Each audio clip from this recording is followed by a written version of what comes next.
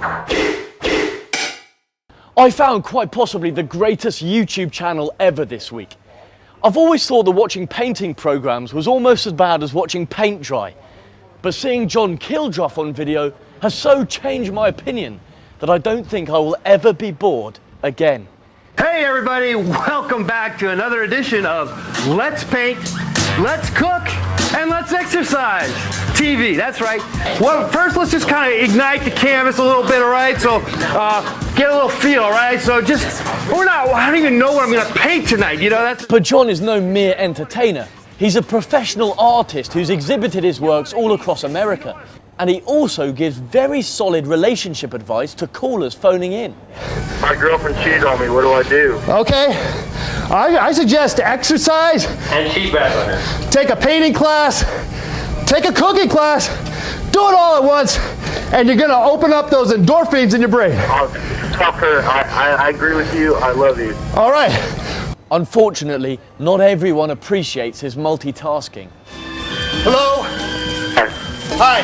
Hi, yeah, my name is John. I just want to know, like, what the fuck are you doing? So is your message that if you multitask and it's okay to fail, then that is in some ways better than focusing on one task and doing it really well? Exactly, because when you're on, let's say, when I'm cooking and I'm running on the treadmill, in the back of my mind, I'm thinking about that painting. Do you reckon it's a slippery slope from what you're doing to something like, you know, exercise, sex and robbing? Or, I mean, like... So yeah, I mean, you could throw in the sex element, you know, I could, but my whole thing about painting and my love for painting is set me up in front of anything and I'll paint it, you know, because of the excitement I have for painting. So you open up the drapes and you put anything in front of me, I will paint it. John thinks that his multitasking can help get rid of some of the world's problems. But I've got a couple of DVDs on me, and maybe your multitasking can help me get rid of some of those. Send me a photo of you or a friend doing 2 or more things at once, and if I judge it to be within the top 5, I'll send you one of these Garth Marenghi DVDs, just released in the shop last week. As an example, and to help you along your way, I'm going to be presenting the rest of the show whilst painting the clown red.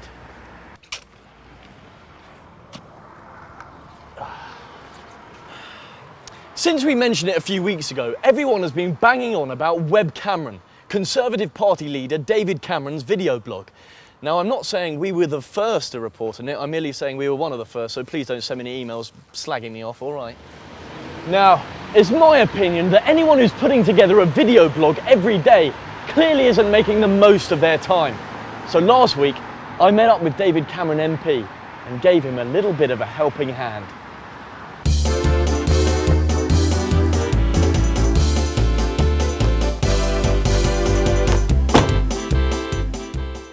Hi, welcome back to Blind Dave. Now, if you remember, last week we gave David Cameron MP a choice of 3 hot Daves for this Saturday night. There's Dave from London. Hi. Dave from Notting Hill in London. This is the real thing. And Dave from India. Well, I took David Cameron for a little spin, and of course, he went for Dave from India. I followed him on his journey over to Delhi for one night and a Dave. Here David Cameron is at the airport. I'm in Heathrow Airport, on my way to a visit to India. And here he is arriving into Delhi to a warm welcome. Meanwhile, here's his lucky date, Dave from India, sending David Cameron directions to his BlackBerry. So David Cameron hopped on a tuk-tuk and left for the date, promising he'd tell me all afterwards. So David, what did you do with Dave on the date? I saw him at his house where we had lunch. The lunch sounds great, but I asked him a bit later, you know, what they talked about. One of the things we talked about at lunch was the whole issue of the environment and climate change. Well, not the sexiest of topics, but let's find out how it went for Dave. Dave, what do you think of David Cameron? Well, I feel a bit sorry for him in a way. Why? I mean, what was the date like? It was an absolute killer. It was an absolute killer. It can't have been all that bad, can it? You know, the guy's got a sense of humour. At least you feel that there's a bit of badinage. So, the conclusion? Stay in the dark or reach for the light. Right, What does that mean? It's memorable, and it's true.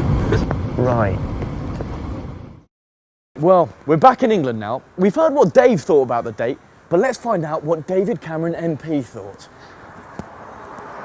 So David, tell us where we are now. Well, I'm back at my desk in Westminster after what was an absolutely brilliant visit to India. Did he comment much on your looks, you know, your appearance? Even the one about my hair. But it was great. I was really surprised by how many comments there were and how widely they ranged. Wow. So David Cameron MP, would you like to see Dave again? I think we're going to try and do a bit more of this in the future. I can't promise all the time, but watch this space for something very exciting. What David Cameron didn't know is that Dave had no feelings for him. I went to tell David Cameron the bad news. So, tell us what you think.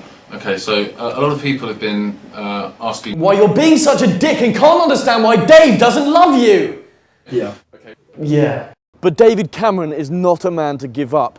Least of all, give up on Dave. And so yesterday, he delivered this speech entitled, "The Future of Me and Dave." Here's the speech in full. I believe that we need a new direction. Thank you very much.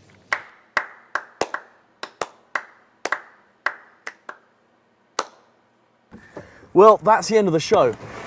Now, if you'd like to go to the pub with me, just send me an email, because I've got some time free at the moment.